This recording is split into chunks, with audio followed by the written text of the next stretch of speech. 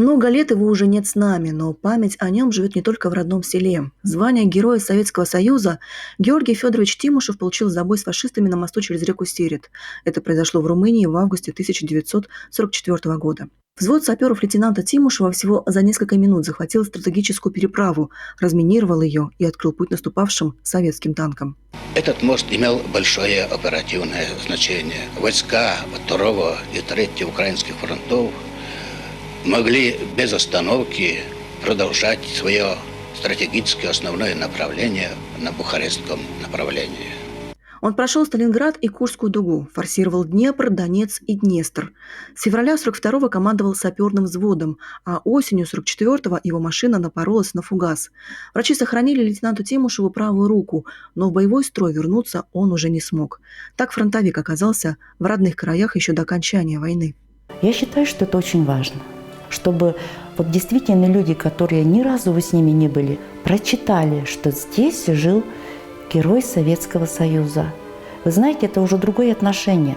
В родном селе Уснем память о ветеранах особо хранят. При входе в Дом культуры всех встречает уголок героев войны. Всего 2 имени – Георгий и Андрей. И одна фамилия на двоих – Тимушевы. Андрей Антонович воевал и в Первую мировую, и Великую Отечественную. Он георгиевский кавалер и полный кавалер орденов славы. Его более юный односельчанин Георгий Федорович родился значительно позже, в 1922. На фронт пошел практически мальчишкой, сразу после окончания 2-го курса физмата Комипединститута, добровольцем. Очень не нравится мне это слово, но сейчас бы его назвали суперменом, потому что вот просто перечитывая, как он в свои 19-20, он демобилизовался в 22 года фактически, и что они с своим взводом выполняли, какие задачи боевые, ну просто удивление. Ну и потом удивляешься, и, собственно, дальше жизни, то ведь с большим ранением, очень серьезным ранением, он не просто вернулся и, наверное, болел войной, а он сделал достаточно успешную карьеру ученого. Для односельчан Георгий Тимушев – человек прежде всего целеустремленный, парень из глубинки, который вышел в люди и оставил след в истории. Усердие – одно из главных его качеств, а еще уважение к любому труду. Он никогда не разделял его на мужской и женский. Если надо, шил своими руками рюкзаки и палатки, а еще сам построил дом на даче, работал топором. И это при том, что правая рука после ранения у него работала плохо.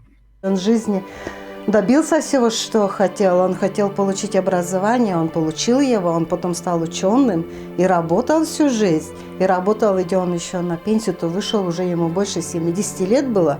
В честь него названа улица в родном селе, сохранился и его родительский дом. Сегодня на нем висит памятная табличка. А еще каждый может увидеть его имя и профиль у вечного огня в столице Коми. Раньше на этом месте стоял военкомат, откуда юный Георгий Тимушев и ушел на фронт. Сейчас на этом месте аллея героев, где свое почетное место занял и уроженец Уснема. А это уникальные кадры с ним, снятые в 1975-м. Место действия – Москва.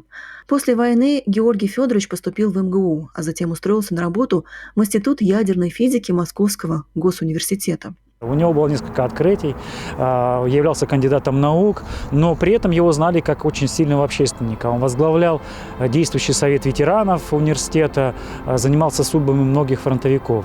И когда решался вопрос о том, кто зажжет вечный огонь в 30-летие со дня Великой Победы, конечно же, это был Георгий Тимушев. Церемония была невероятно красивая. Огонь был зажжен у мемориала неизвестного солдата в Александровском саду. А далее через всю Москву на бронетранспортере огонь привезли к МГУ. Уроженец Коми земли еще раз вписал свое имя в историю. Любовь Лапина, телеканал Юрган.